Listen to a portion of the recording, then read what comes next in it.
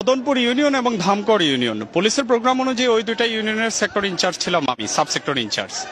তো আমি মদনপুর ইউনিয়নের কেওডালা কেন্দ্রে যখন গিয়েছি যে ওখানকার পরিস্থিতি কি জানার জন্য প্রত্যেক কেন্দ্রে কেন্দ্রে ভিজিট করতেছি, তখন ওখানকার কেন্দ্রের পুলিশ ইনচার্জ, প্রিজাইডিং অফিসার এবং মোবাইল স্ট্রাইকিং ফোর্সের অফিসার আমাকে জানালো যে ওখানকার সালাম চেয়ারম্যান, মদনপুর ইউনিয়নের চেয়ারম্যান, উনি এসে বলছেন যে পুলিশের কেউ এখান থেকে মাথা নিয়ে যেতে পারবে না, পুলিশের কেউ মাথা নিয়ে যেতে পারবে না, আনসার পুলিশ আইন শৃঙ্খলা বাহিনীর কেউ বেঁচে থাকবে না, একটাও এখান থেকে যেতে পারবে না আমাকে যদি এখানে কাজ করতে না দেওয়া হয়। আপনি তাকে অ্যারেস্ট করেননি? আমার কথা শুনেন প্লিজ।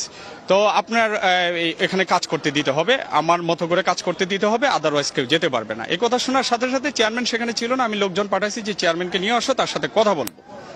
চেয়ারম্যানকে লোক পাঠানোর ফলে চেয়ারম্যান আসেনি।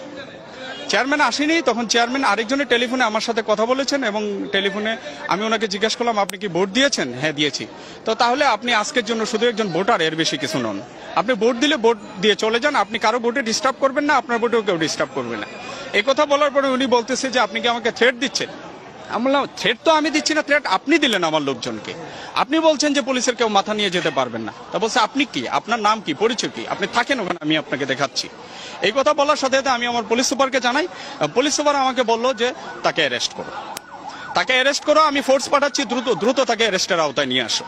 সাথে সাথে আমি র্যাব কল করলাম, বিজিবি কল করলাম, তারাও পৌঁছালো, আমার ফোর্সের সংখ্যাও বাড়লো এবং তাকে যখন অ্যারেস্টের প্রিপারেশন নিচ্ছি যে তার বাড়িতে রেড দিয়ে, আশেপাশে রেড দিয়ে তাকে অ্যারেস্ট করবো, সঙ্গে সঙ্গে শামীম ওসমান সাহেব আমাকে ফোন দিল যে আমি সংসদ সদস্য শামীম ওসমান বলছি। আমি বললাম যে কেমন আছেন? ওনাকে অ্যাকচুয়ালি আমি কোনো এক প্রসঙ্গে আগের ভাই বলে সম্বোধন করি আর কি, স্যার বলি না। এনিওয়ে, তো উনি বললো যে তুমি আমার চেয়ারম্যানকে অ্যারেস্ট করার প্রিপারেশন নিচ্ছ কেন? আপনার চেয়ারম্যান কেন্দ্র দখল করতে আসলে আমি অ্যারেস্ট করতে নিব না, আর আপনার চেয়ারম্যান কিনা এটা তো দেখার বিষয় না। তা উনি আমাকে বলতেছে যে প্লিজ, আমি শামীম ওসমান বলছি, আমি কাউকে প্লিজ বলি না, আমি বলছি গিভ হিম দ্য ক্লিয়ারেন্স। তুমি কেন্দ্রটা ছেড়ে দাও, তুমি তোমার মতো করে চলে দাও, গিভ হিম দ্য ক্লিয়ারেন্স। সময় দ্রুত ফুরিয়ে যাচ্ছে, 4টার ভিত্তিতে 70 থেকে 80% ভোট কাস্ট করতে হবে, তুমি কেন্দ্রটা ছেড়ে দাও এবং চলে যাও। আমি বলছি আমি পারবো না, আমি ইলেকশন কমিশনের আন্ডারে, এখন এটা আমি নৈতিকভাবে তো করতে পারি না, আর এখন আমার চাকরি ইলেকশন কমিশনের আন্ডারে, আমি এখানে নির্বাচনী দায়িত্ব পালন করতে আসছি, প্রজাতন্ত্রের চাকরি করতে আসছি।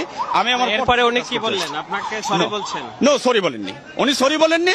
পরবর্তী সময় উনি আবার ফোন দিলেন, ফোন দিয়ে আমাকে ফোনে রেখে উনি প্রধানমন্ত্রী PS1 জনৈক মালেক সাহেবের সাথে কথা বললেন এবং বললেন যে আমি মালেক বলছি, তুমি প্রধানমন্ত্রীকে বলো আমি কি রাজনীতি করব কি করব না, আমাকে শোনাচ্ছে ফোনে। আমি বলছি আপনি কার সাথে কথা বলেন দেখার বিষয় না, আমি খুব ছোট অফিসার, আমি এখানে দায়িত্ব পালন করতে আসছি, আমার দায়িত্বটা আমাকে পালন করতে দিন। বলছে কুত্তার বাচ্চা, শোয়ারের বাচ্চা, বাস্টার্ড, তুই কি পারবি কর, তোরা আমি দেখে নিব। এটা আপনার ফোর্সকে, আপনার প্রধানকে জানিয়েছেন? হ্যাঁ, আমি জানিয়েছি, আমি আমার ঊর্ধ্বতন অফিসারকে জানিয়েছি এবং মোবাইলে যখন উনি কথা বলছিল র্যাবের মেজর সোহেল সাহেব এটা শুনছে, আমি লাউড স্পিকারে ওনাকে শুনিয়েছি, আমার বডিগার্ড, আমার ড্রাইভার, তারাও শুনেছে। এই ঘটনায় আপনি শঙ্কিত কিনা? অবশ্যই আমি শঙ্কিত, এই ঘটনায় আমি অত্যন্ত শঙ্কিত। উনি আমাকে সরাসরি থ্রেট করেছে, হুমকি করেছে এবং উনি কেন্দ্রের ক্লিয়ারেন্স চাচ্ছে যে তুমি অ্যাক্সেস দিয়ে দাও, ক্লিয়ার করে দাও। সেটা তো আপনার অনুমতি নাই। আমি এটা করতে পারি না, অনুমতি থাকুক বা না থাকুক। আমি পুলিশ অফিসার হয়ে কি কেন্দ্র আরেকজনকে ভোট ছাপানোর জন্য দিয়ে দিতে পারি নাকি? এটা নিয়ে আপনার যে ফোর্স, সেটা ব্যবস্থা নেওয়ার আপনাকে আমি কন্ট্রোলকে জানিয়েছি, কন্ট্রোলে আমি এটা নোট নিয়েছি।